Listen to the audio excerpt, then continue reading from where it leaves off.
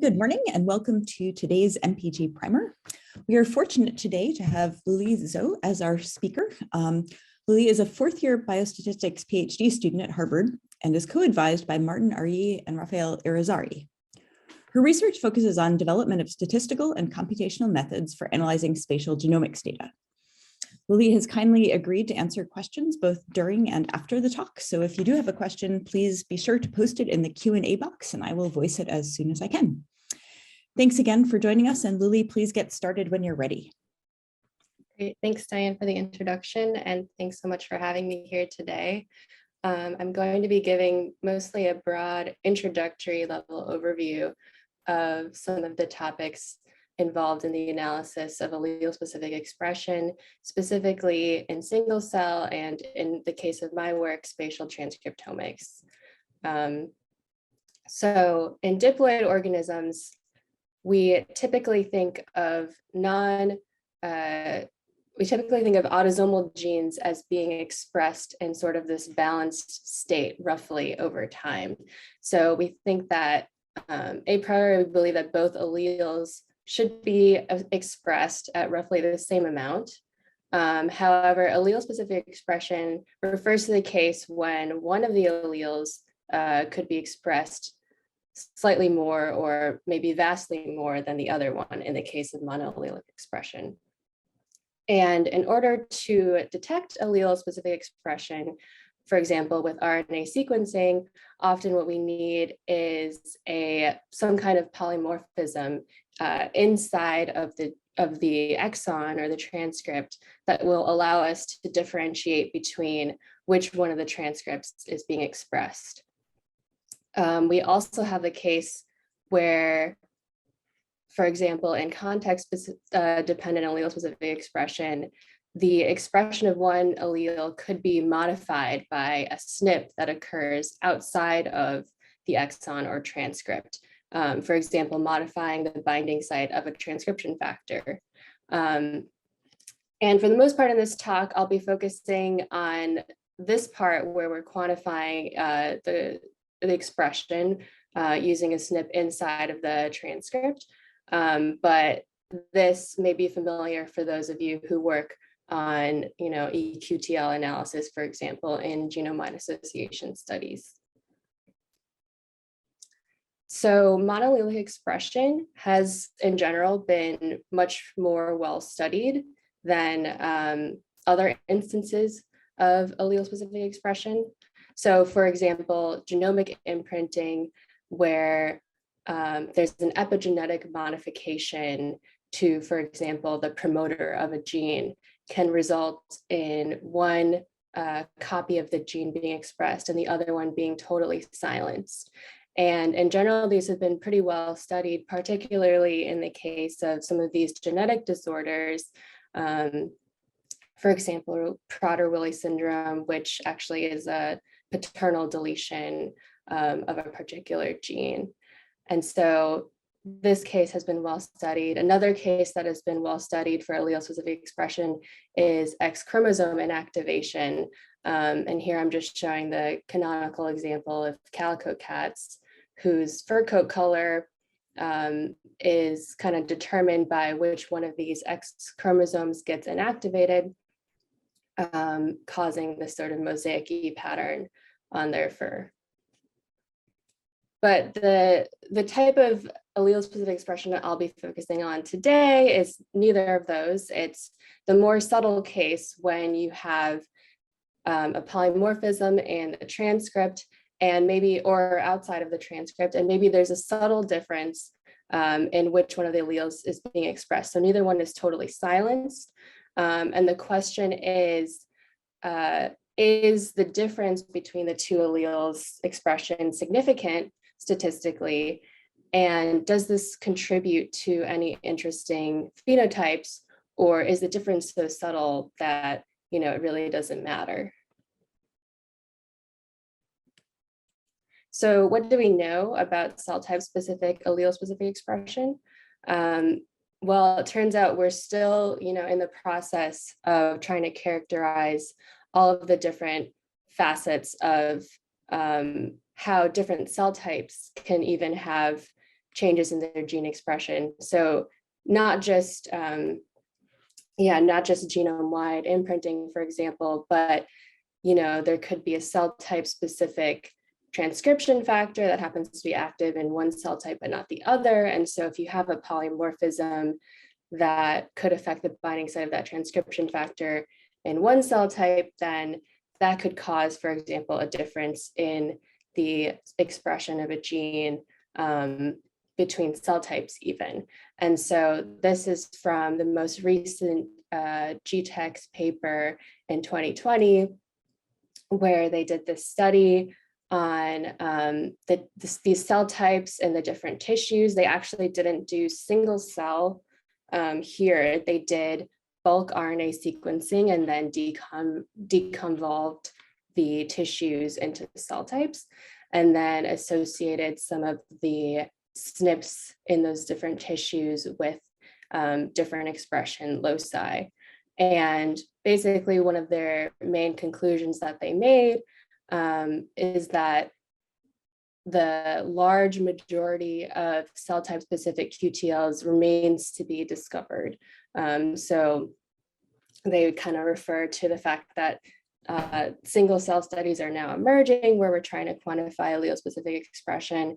And so it's a whole nother universe, kind of like figuring out, all the different cell types and how all the different genes could have, various slight, subtle, or maybe drastic allelic biases. So there have already been studies in single cell allele specific expression that have been done, particularly from this group, the Sandberg lab. They've mostly looked at mouse fibroblasts, so a single cell type, but they've started to characterize what they call random monoallelic expression in the autosome. In this figure, they're calling it widespread dynamic autosomal random monoallelic expression. And they're sort of illustrating how, for example, these are kind of large cells that they're showing here, where in this case, the maternal allele is expressed, in this case, the paternal, and in this case, both. But when you look at a population of cells, even though they have sort of this variety of different expression patterns, when you measure this in bulk, all you see is that the expression is balanced. But in fact, each cell, there's like a whole range of variability in this particular gene. And so they've done a lot of work using SmartSeq2 and now SmartSeq3 to kind of show that the variation can be quite large in single cells. And so even in the same cell type. And so they're kind of referring to this as maybe this is a random monoallelic expression. And based on this, it kind of remains to be seen what the phenotypic significance of this could be, if any. And also another question that people have, sort of from the analytical side statistically, is this truly random expression, or is it due to sources of noise that are hard for us to directly quantify? So we know that in single cell studies, the variability is much larger than bulk RNA sequencing. And also, there could be sources of bias due to experimental noise. And so, yeah, they've begun to characterize this, but we still have a lot of questions in terms of, what is the effect of this so-called random monoallelic expression. So sort of summary of all the points in the introduction is that allele-specific expression thus far has been very well studied in the context of genomic imprinting and X chromosome inactivation, although even those fields still have a lot of active ongoing research trying to elucidate the mechanisms by which these things arise. Less is known about the extent to which we have allele-specific expression in the autosome, particularly for non-imprinted genes. And we're just now beginning to characterize cell type specific and spatial allele-specific expression, which is the focus of my work, as well as, what's the significance of this more subtle allele-specific expression? Like, how much does it actually affect disease phenotypes, or is it just because, we're looking at one point in time and we observe this bias, but perhaps if we looked at, multiple points in time or measured expression over time, we could in fact see that there's no bias at all. And it could just be, both alleles do kind of get expressed in a balanced fashion. Okay. So I will also give kind of a brief overview of the steps of analysis, particularly pre-processing, which I think is very important, particularly for allele-specific expression. Alignment and phasing are not typical steps that you take to analyze RNA sequencing if you're not, considering the analysis of allele-specific expression. So in mice, for example, the kind of model of choice for studying allele-specific expression is an F1 hybrid mouse. They're advantageous to use because all SNPs are heterozygous. So we know that in each case we have, one allele, the allele is going to be different and also derived from either the maternal or paternal strain. You never get, homozygous SNP locations, or you don't have to, tease apart that complicated aspect as much as you do with, say, human studies. Typically, they involve this cast wild-derived strain, which is much different from some of the typical lab strains like Black 6. They're genetically and phenotypically uniform. This is because they're, you're crossing two very highly inbred strains. So their chromosomes are identical. And then when you get the F1 hybrid, that one chromosome is, totally derived from maternal and one chromosome is totally derived from paternal. The unique strain genomes are available from this really handy resource, the Mouse Genomes Project. And again, because we know that one chromosome is fully maternal and one's fully paternal, we don't have to do any phasing of the haplotypes. And the method for alignment that I really like for these mouse models is using a pooled transcriptome. So you take the transcripts of both of the strains and you kind of bunch them together in your own custom transcriptome. And then alignment to that is really nice using, for example, Bowtie 2. And Gary Churchill's lab has done a lot of really helpful work in sort of compiling some of the resources that I ended up using for my research, and I think are really helpful for doing this kind of alignment.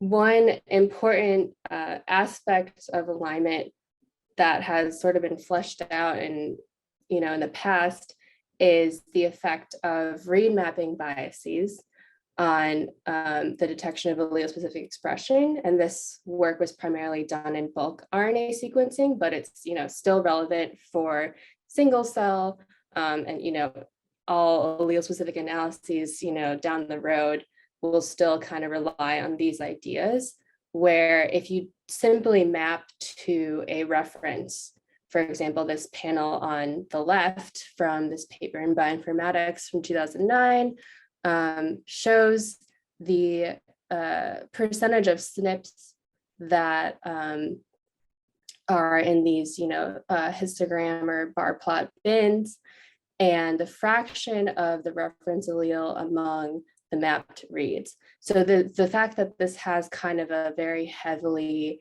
biased skew shows that, as one might expect, if you only use the reference and you're trying to align reads that potentially contain, alleles that are not, reference alleles, you're going to get this bias towards only mapping reads to the reference, and then the reads that have a different allele don't map as well. And so this effect is also increased when you have a higher sequencing error rate as well. And so the authors also show that when you align to a SNP masked genome, so that means you replace all of the SNP locations with ends so that your aligner will kind of ignore those regions when doing the alignment. It removes the bias. So now we see a more typical distribution that's symmetric, which is good. But they point out that, we still get, this is also with simulated reads. So they kind of know that there's supposed to be no bias for these reads. And what they observed is that, even with SNP masking, you still get some, it's kind of a small fraction of the reads that have very strong biases still. And this is due to the fact that these reads kind of originate from regions that have homologous regions somewhere else. So the mapping is more difficult for those. And due to like the homology between the regions, which, the details are fleshed out in this paper, you get that one allele tends to map much better than the other in certain cases. So, this is a very small percentage of, the SNPs that they looked at, but because we're looking at, detecting areas of allele-specific expression, when you look at, your p-values for which ones are most significant, these ones with really, really strong bias, even though they're a small fraction, they're going to show up at the top. So they kind of caution against, only using a SNP masked genome, particularly for human studies. And the solution that they come up with, and later is also fleshed out in this method WASP, is to filter out the reads with read mapping bias after you align. So you can align to a reference as usual, and then you just filter out, you do some extra steps that are taken care of by WASP, and you filter out the ones with extra read mapping bias. And so this is kind of a bar plot showing that, they detected this number of significant SNPs for an analysis. When you only do SNP masking, it removes a little bit of the bias, but then when they do this filtering step, they actually remove a lot of the false positives. So that's kind of like a cautionary tale of kind of how to deal with alignment, particularly when you're looking at like a non-reference allele-specific alignment. Luli, before you go on, I just wanted to voice a question that came up a minute or two ago, and that since you're focusing on non-imprinted genes, one of the audience members wonders if you could please just define what an imprinted gene is by way of contrast. Oh, yes, sorry. And go back to, so that was this diagram on the left, where imprinted means that like one of the alleles is totally silenced. And this usually is caused by like inherited epigenetic factors. For example, like in the case of the Prader-Willi syndrome, there's a paternal deletion, or in the more general case, there can be like methylation of a promoter that gets inherited, and either the maternal or the paternal copy is expressed. So it's like a 0 or 1 expression. There's no like in between. Great. Thank you very much.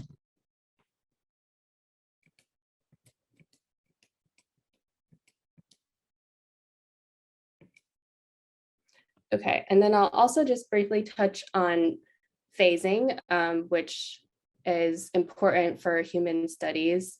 We don't have, in humans, we don't have the nice F1 hybrid setup. So some additional steps are needed to sort of determine the allele of origin when you're looking at human samples. So if you, in your study, if you know the parental genomes, it's, a lot easier. You can determine the allelic origin for most SNPs. If you don't know the genomes, you can perform phasing. So for example, in a large cohort, you can get pretty high accuracy just using the genotyped cohort to do that phasing. If you have a smaller cohort, some of our colleagues have developed this really great reference-based phasing method, for example, Eagle2, where you kind of use this reference haplotype library, and then you're able to determine in your sample of interest what the most likely diplotype is. So that's just like a very brief touching on phasing because it's important.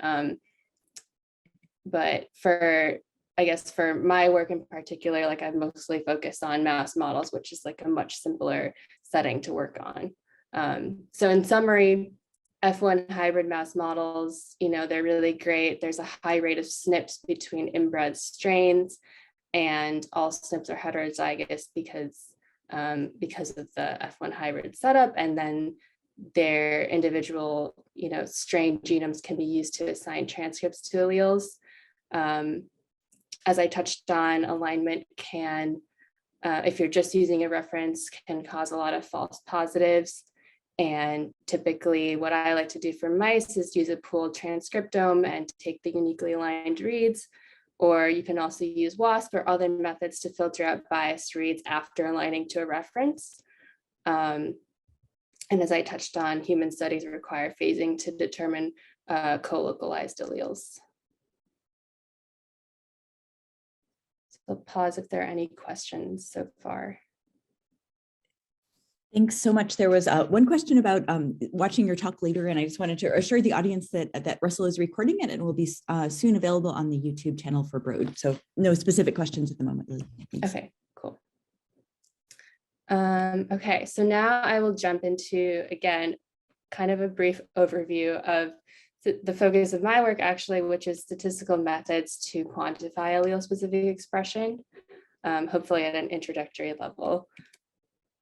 So now kind of focusing on this paradigm where we have single cells that we're interested in using to characterize whether or not allele-specific expression exists in certain genes and certain cell types or not. As I mentioned previously, some of the challenges arising using this type of data as compared to bulk is that it's much more sparse. We observe higher variability, particularly in these SmartSeq 3 data sets. For example, there's like a lot more variability than one would expect. And the question is, how do we estimate allele-specific effects while also taking into account the fact that there could be a lot of noise due to, just the nature of these sequencing technologies. For example, this toy setup I have, which is, eventually after you do your pre-processing, alignment, phasing, whatever, you want to get these matrices where for each gene and each cell, and for the two alleles that you're examining, you have the read counts or the UMI counts. And the question is, when you have these low count settings, like for example, gene 2, we can see that in cell 1 it's 8 versus 2 in in this matrix, or in cell 2 it's 3 versus 0. And the question is, like, is that allele-specific expression? Like, is that significant, or is that just the fact that we didn't, we weren't able to sample enough? So we're seeing these low counts, but maybe if we, were able to get 100 UMIs, then we would be able to clearly see, oh, it's actually just balanced. So those are the kinds of like statistical questions that arise when looking at, in particular, single cell, and also spatial transcriptomics, which is much more sparse than single cell. So as a kind of brief introduction to the binomial model, I'm going to jump away very quickly from allele-specific expression and talk about how the binomial model is normally explained, which is in the paradigm of flipping a coin and seeing how many times you get heads, for example, in, say, n number of coin flips. So we're letting this capital Y be the number of heads we get after flipping a coin n number of times. And we say that in this scenario, we say that Y is binomially distributed with these two parameters, n being the total number of times you flip the coin, and P being the probability of observing a head. So for example, for a fair coin, you'd expect that P is going to be 50%. So you're going to see roughly on average, half and half, heads and tails. And we want to test, for example, whether or not the coin is biased. So our null hypothesis is that P is 0.5, but our alternative hypothesis is, oh, maybe it's not equal to 0.5, maybe it's 0.6 or 0.3 for observing heads. And so this is kind of exactly the same sort of basic framework that we think about when we're testing for the presence of allele-specific expression, except in the case of allele-specific expression, where we're not flipping a coin, where for each transcript we observe, there's some probability of getting either a maternal or paternal allele. And we don't know the mechanisms necessarily that determine this probability yet, but we're just, we want to test whether or not there's some sort of bias in whether or not we observe either the maternal or paternal. So now Y denotes the number of maternal transcripts observed out of n total transcripts, which, we also have that number that we get from those matrices I just showed you. We just add the two alleles together, and that's our total number of transcripts. We're still saying that Y is binomially distributed, where P is the probability now, instead of coming up heads, it's the probability of observing a maternal allele. So for a gene with no allele-specific expression, P is 0.5. And again, to test for allele-specific expression, all we're saying is our null is that it's 0.5. So it's equally likely that we observe a maternal paternal allele, and the alternative is that it's not 0.5. So going back to this figure that I showed in the beginning, assigning what would be the true P in each of these scenarios. So if there's allelic balance, the true probability is 0.5. In this case, just counting up, the number of transcripts that we observe, the true P, if this were the case in this particular scenario, is that P would be 2/3. So there is some bias in the two alleles. And then for monoallelic expression, P is 1. And in all cases, I'm referring to P being the probability for this top allele. You could also, on the flip side, model the bottom allele, in which case you would do 1 minus these P's that I've written here.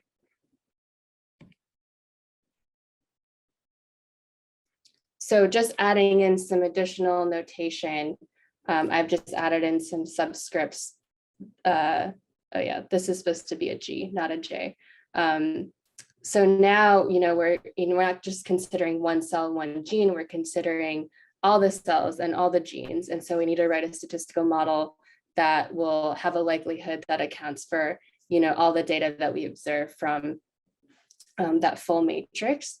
So again, YIG, not J, is the total number of transcripts for the maternal allele observed out of, N should also have IG, total transcripts for the ith cell and the gth gene. And then now we're saying, with subscripts, that each one of these Ys is binomially distributed.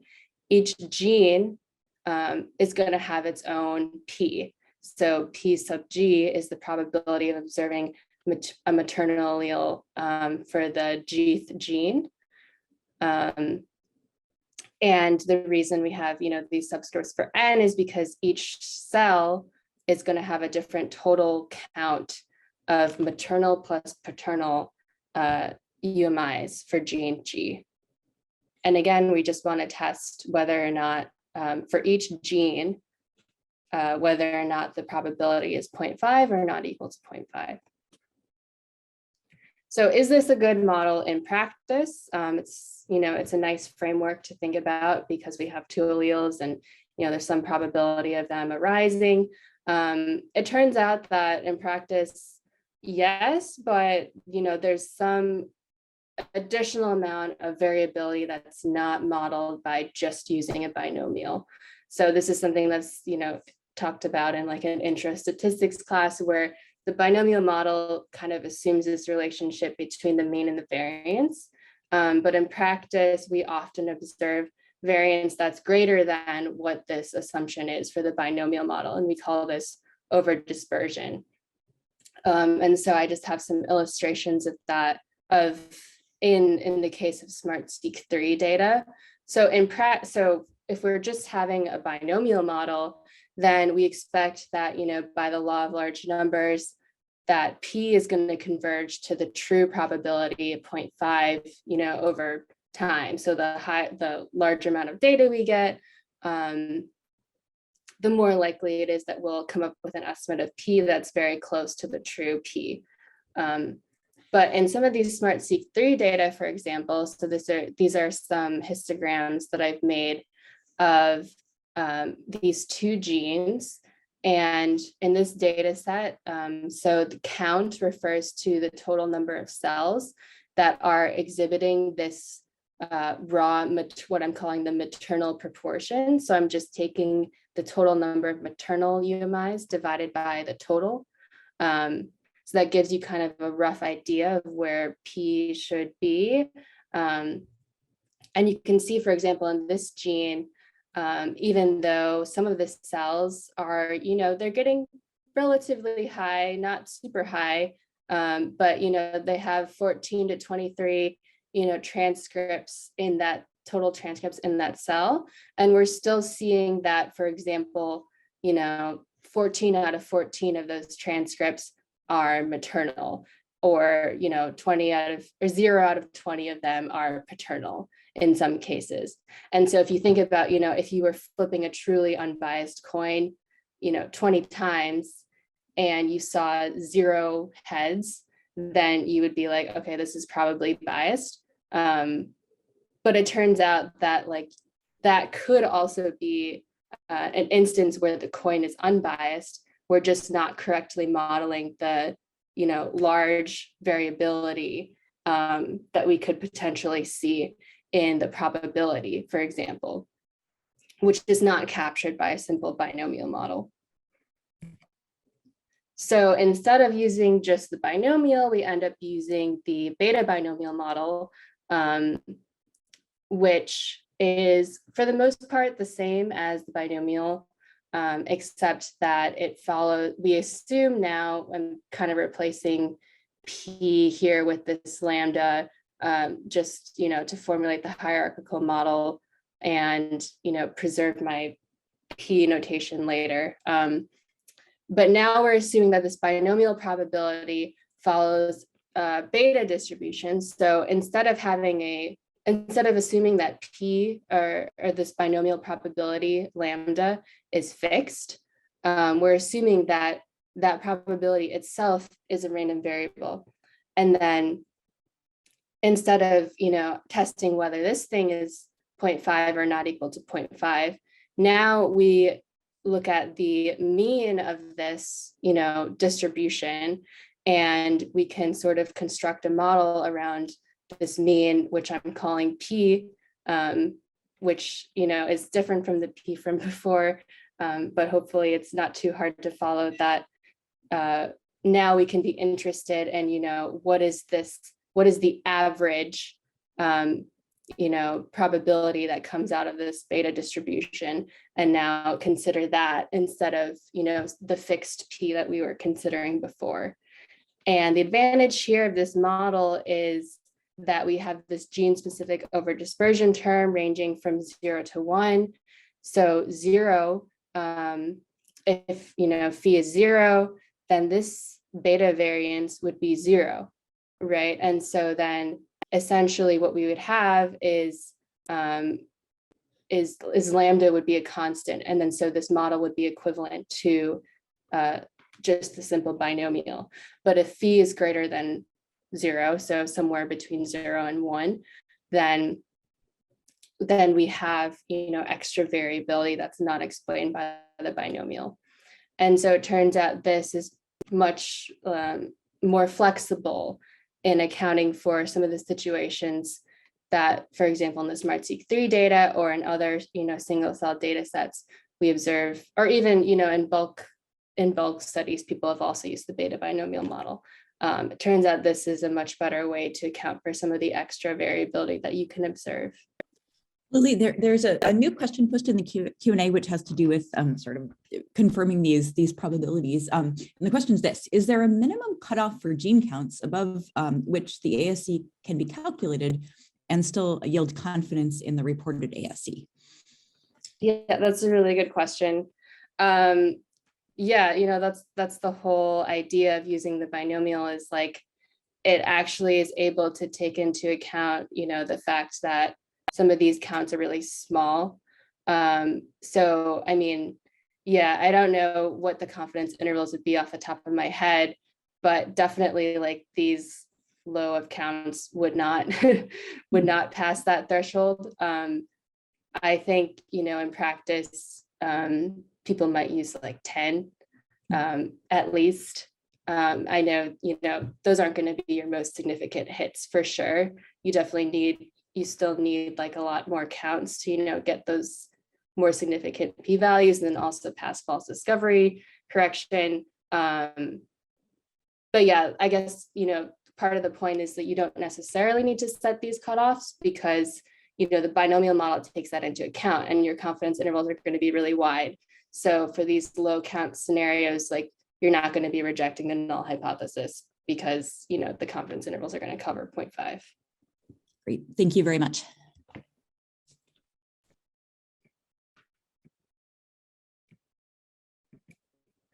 Okay, and then the last slide that I have on this statistical model is that one nice property of the beta binomial model is that it falls within this generalized linear model framework, which allows us to include covariates that we think are potentially associated with allele-specific expression.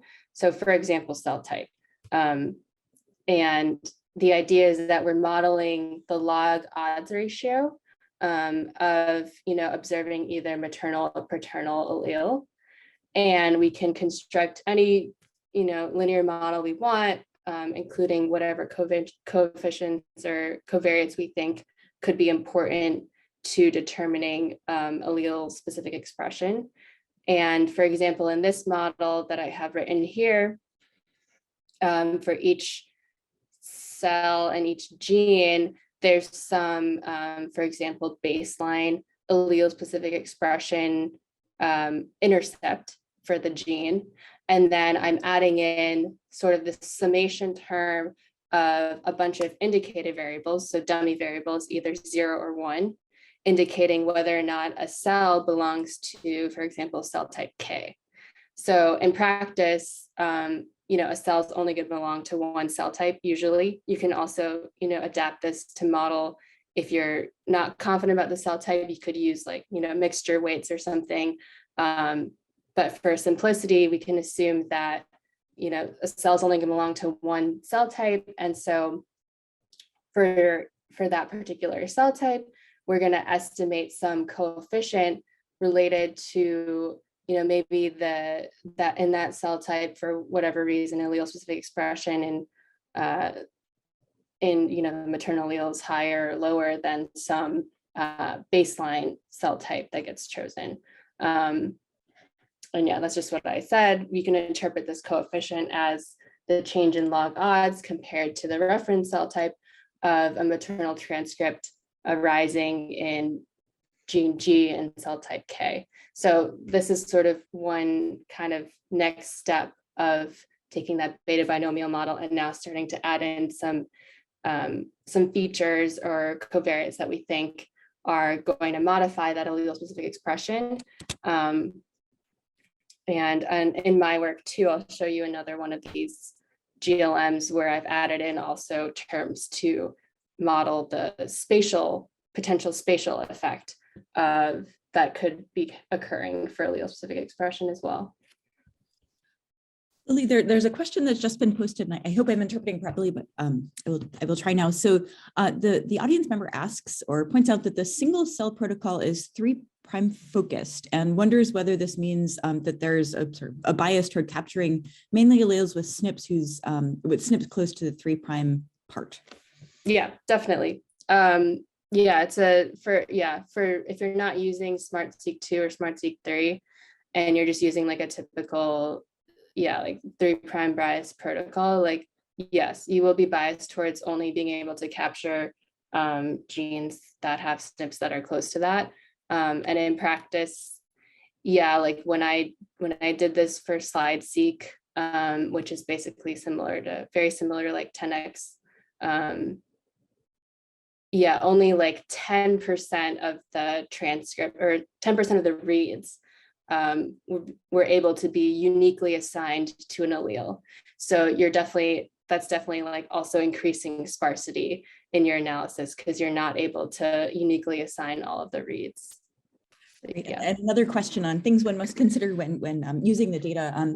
Is it important to include base sequencing quality when assessing this in terms of SNPs? It's a good question. I haven't delved into that myself as much. My impression is that it's not that important.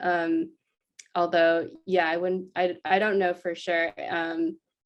In fact, I feel like people usually don't consider it in these types of analyses and don't even mention it.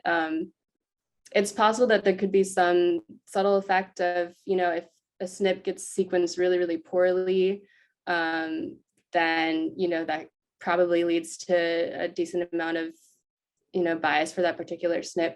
But I haven't looked into that much myself. Thank you. Okay, so briefly summarizing what I just covered with the statistical methods, I mentioned that some of the challenges of analyzing single cell is that we have this higher sparsity variability compared to bulk RNA sequencing. And also, as we've mentioned, like the fact that we have to uniquely assign transcripts to alleles exacerbates that sparsity a lot.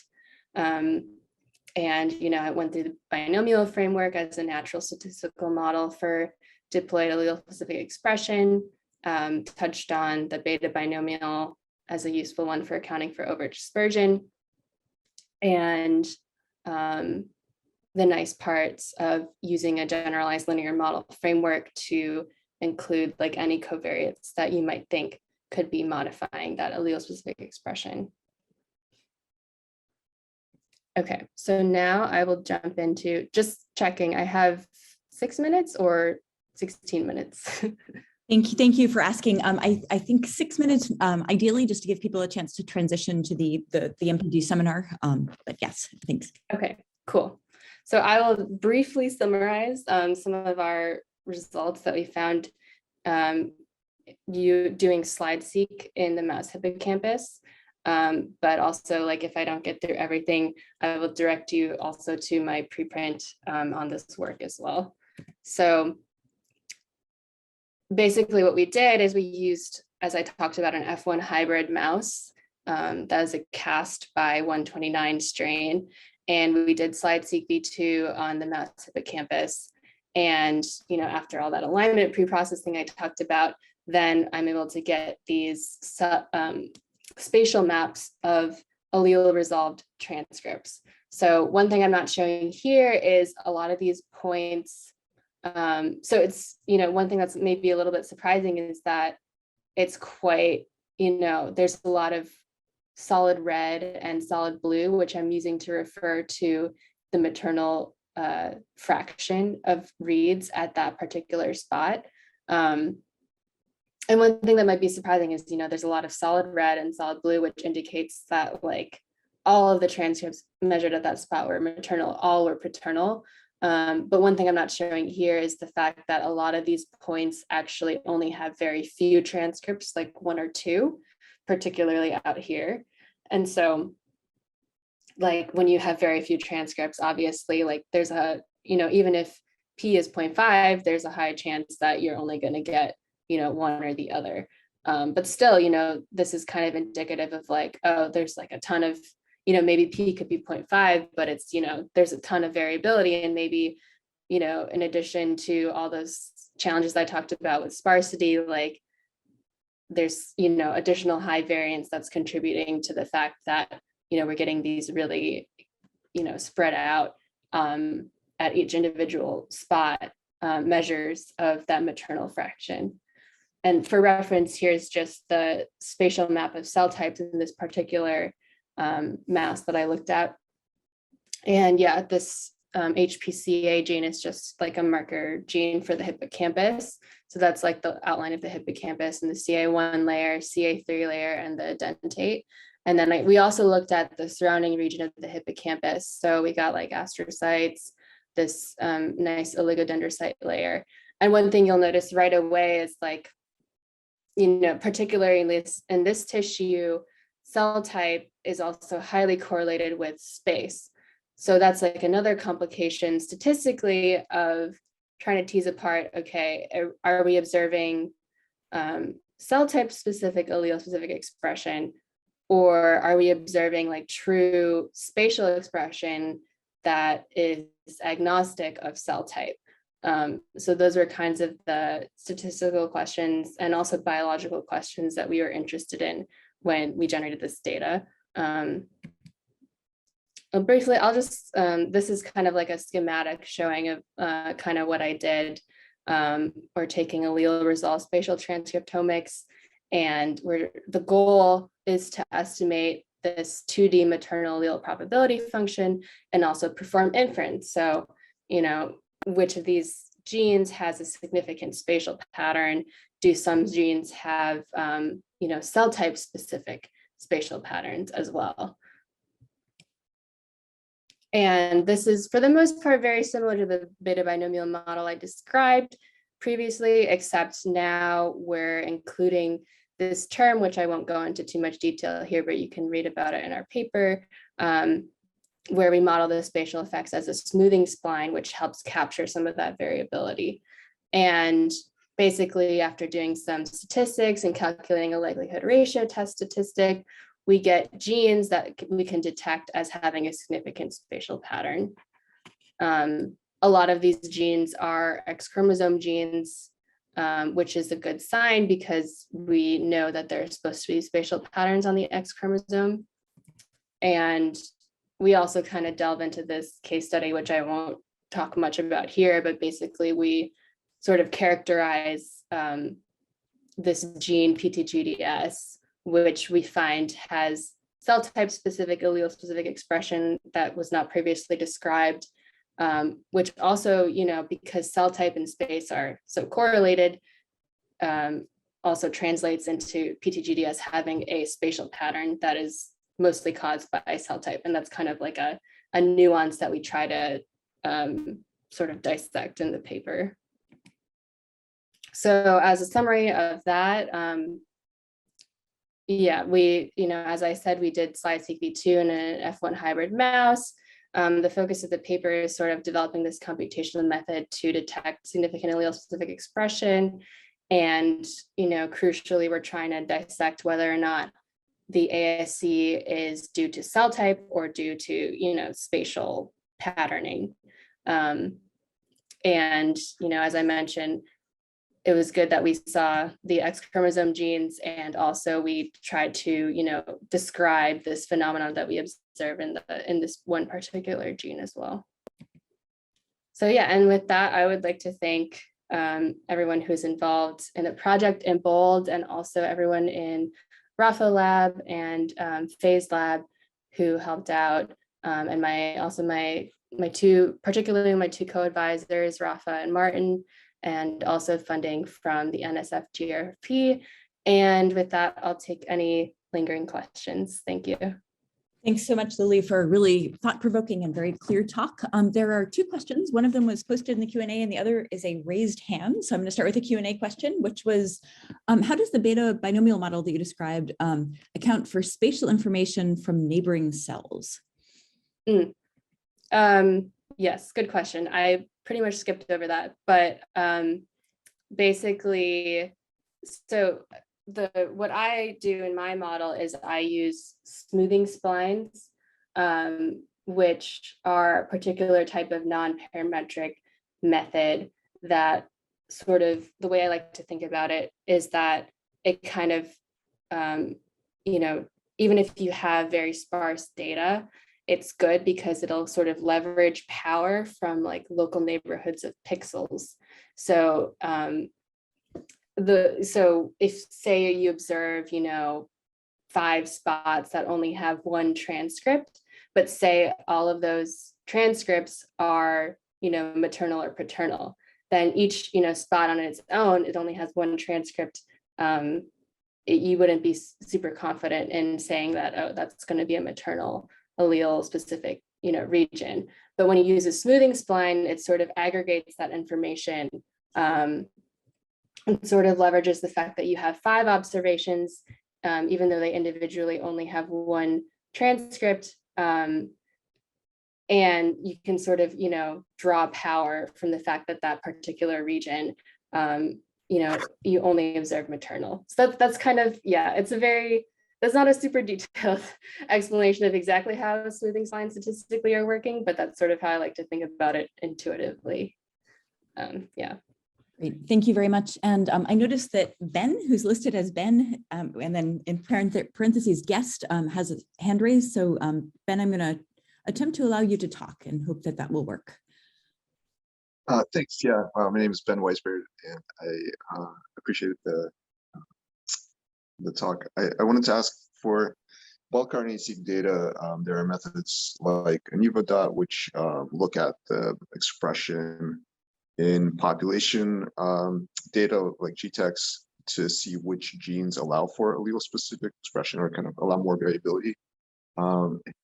And I was wondering if the single cell data is kind of able to reproduce some of those results, or in general sort of results from bulk RNA-seq. Yeah, that's a good question. I actually haven't looked at whether or not some of this more subtle allele-specific expression biases that I see are replicated in bulk studies. But I know, the canonical, imprinted genes are for sure replicated. And then, I haven't myself looked at whether or not, the more subtle ones are replicated. Thank you. Great. I think we should end there in the interest of time. Thank you again, Luli, for a really amazing talk. And thanks everyone for joining in and for your questions. And we will see you soon. Thanks, Luli. Best wishes. Thanks.